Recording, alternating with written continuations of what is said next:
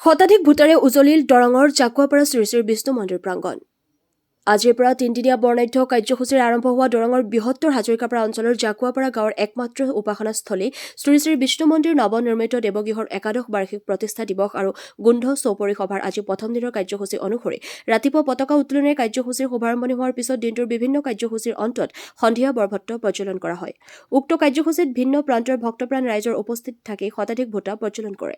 আনহাতে কাইলৈ দ্বিতীয় দিনাও ভিন্ন কাৰ্যসূচীৰ ৰূপায়ণ হ'ব। অন্তিম দিনত মুকলি সভা আৰু নিশা মহিলাৰ নাগাৰা নাম পৰিৱেশনেৰে তিনিদিনীয়া বৰ্ণাঢ্য কাৰ্যসূচীৰ সামৰণি পৰিব। হাজৰিকাপাৰাৰ পৰা মানসজ্যোতি বৰুৱাৰ ৰিপৰ্ট AIN লাইভ।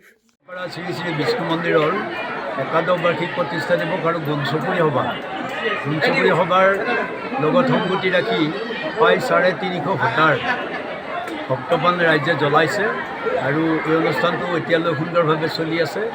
ইয়াৰ পিছতে আমি অধিবাসৰ মহাপ্ৰসাদ আমি প্ৰায় 1500 মানুহে একেলগে গ্ৰহণ কৰিম আৰু তাৰ পিছতে আমি বিয়া সংগীতৰ কাৰণে মাননীয় সঞ্জীৱ কলিতা দেৱক আহ্বান জনাইছোঁ।